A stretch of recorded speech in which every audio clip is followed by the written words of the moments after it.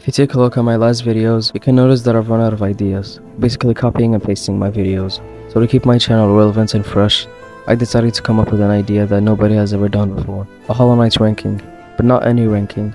See, in this point in time, every single ranking has been done, from a boss ranking to a grass ranking. So coming up with an original idea was not an easy task. After some digging and researching, I found one ranking video idea that has yet to be done, and that is a zote ranking. So today I'm going to be ranking every single zote in the game from worst to best.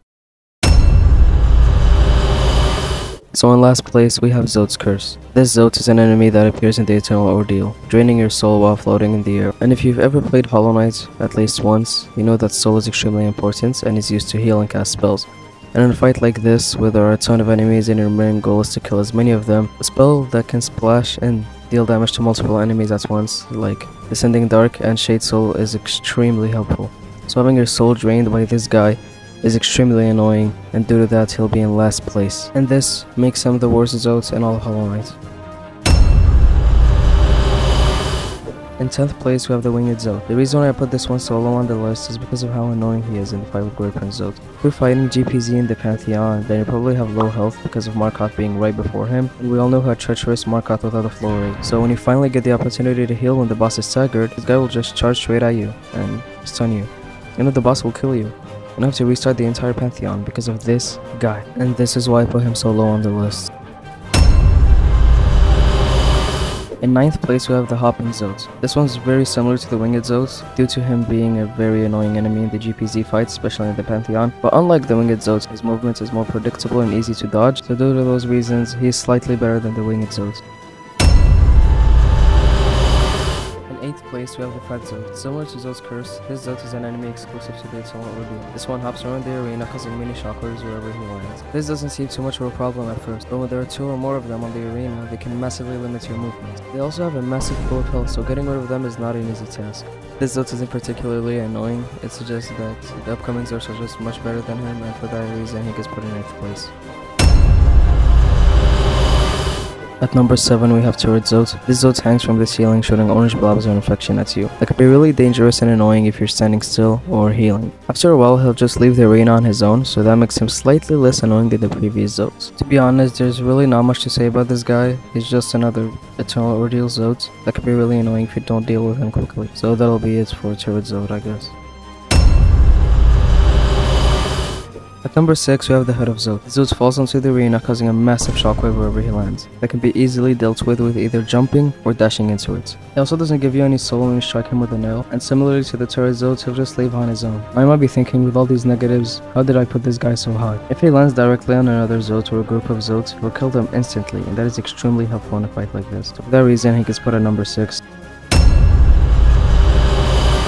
Number 5 we have the Fluke Zote. There's really not much to be said about this guy. He's just a very chill Zote that pops up, drops a bit of acid, and then leaves. He's not annoying at all. His design is cool, and like I said, there's really not much to add, so I'll just stop it right here. Number 4 we have Explosive Zote.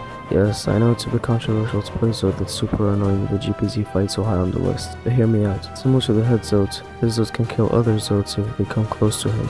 Makes it super helpful in the Eternal Ordeal. The only problem is that he deals double damage and covers a large area of the arena. So for that reason, I can't put him any higher than number 4. At number 3 we have the Tall Zote. There's really nothing special about this Zote. He acts exactly like the normal Zote, except for a taller hitbox, obviously, and a longer nail lead. Now this might be the most personal pick on this entire list. I like how he rolls every time you hit him with a nail, and I just really like his design, and how goofy he looks. For those reasons, he obviously gets put at number 3. At number 2 you have the man himself, the OG, Zote the Mighty. This is the original Zote that you find in Green Path, Deep Nests, and he demolished in the Colosseum of Fools. A lot of people might hate his character because of how arrogant he is, but at the end of the day, you just gotta like him because he's Zote, and I couldn't really make a Zote ranking without Zote himself being extremely high on the list. For those reasons, he gets put at number 2, and also because of the 57 precepts. Now I know what you're thinking. If Zote the Mighty is so good, then why is he here number 1? Well, that's because number 1 is the invincible, fearless, sensual, mysterious, enchanting, vigorous, diligent, overwhelming, gorgeous, passionate, terrifying, beautiful, powerful Great Prince Zote. Take all the good things I said about the previous Zotes and apply them to Great Prince Zote. His boss fight is extremely fun, with a very good OST. He's also one of the most unique bosses in all of Hollow Knight. Also like how on the surface he looks like a fierce warrior, and in reality he doesn't even know how to fight. He just bounces around and flails his nail, and also occasionally spits out some of his children. So much to nobody's surprise, Great Prince Zote is at number 1.